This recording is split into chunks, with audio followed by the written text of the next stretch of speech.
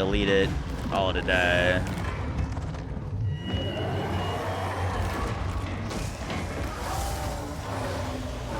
I need more time for that.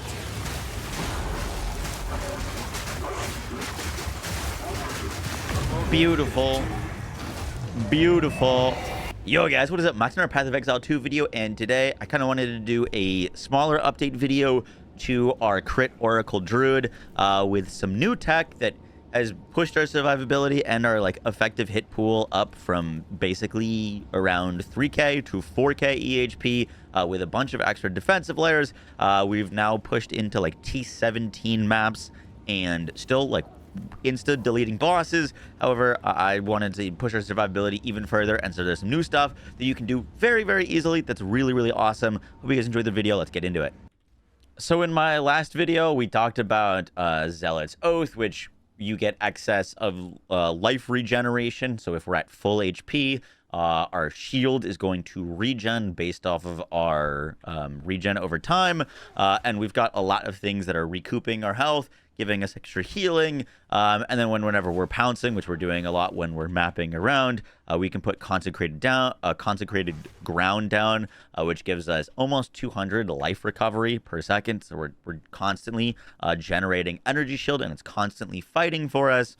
However, once our energy shield goes down, which, for example, if we take like a huge hit, our energy shield can go down, and then we've got our life pool, and all of it's being protected by our armor and our resistances. But there's actually a whole nother defensive layer that we can add in to basically increase our survivability by at least 25%. And that is actually mind over matter. Now, this reads that all damage is taken from mana before life, 50% less mana recovery rate. Now, this is used on a lot of like mage/sorceress builds. They stack up a ton of mana. They use this as an additional way to protect their health, and that works really well on those builds. We're not really stacking mana, and we actually have like mana issues. At least you can get mana issues on this build. I've been pretty fine just having some mana on kill. But this inherently doesn't seem like it'd be a very good choice for this build, which is why I'd been avoiding it. However, there is something that we can do that is very strong, and that is equip Mana Remnants. Mana Remnants is a spirit buff. It only costs 30 spirit to use. Mine's only level 12. I could actually get this a whole lot higher. But this conjures Mana Remnants on the ground, and anytime we have a 25% chance to spawn a Remnant on killing an enemy affected by an elemental ailment. This could be used on any Oracle build. However, you know, we're freezing literally on every attack, so this is huge for us because we're constantly chilling and freezing things. But we also guaranteed spawn a Remnant on critically hitting a target affected by an elemental ailment no more than once every 2 seconds. Each Remnant grants 151 mana.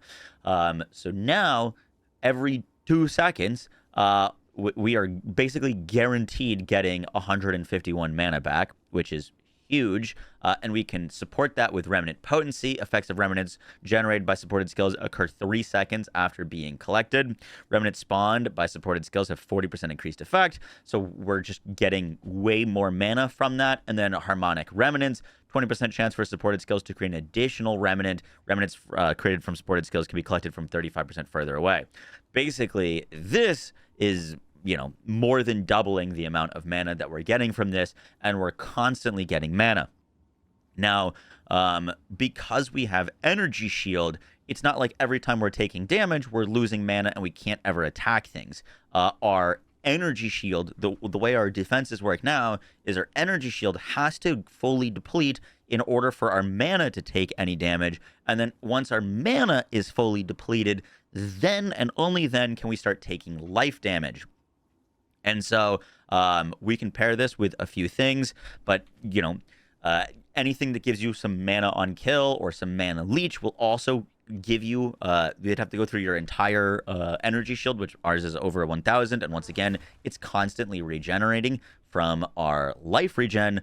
And then they'd have to go through our mana pool, which we are going to be getting lots of mana back on kill. You're also going to want to pick up a flask My camera is kind of blocking this, but you're also going to want to pick up a flask that has a percentage of your recovery applied instantly. That way, if, for example, you do take a big hit and you lose all your mana, you can click your mana flask and immediately get your mana back so you can keep casting abilities.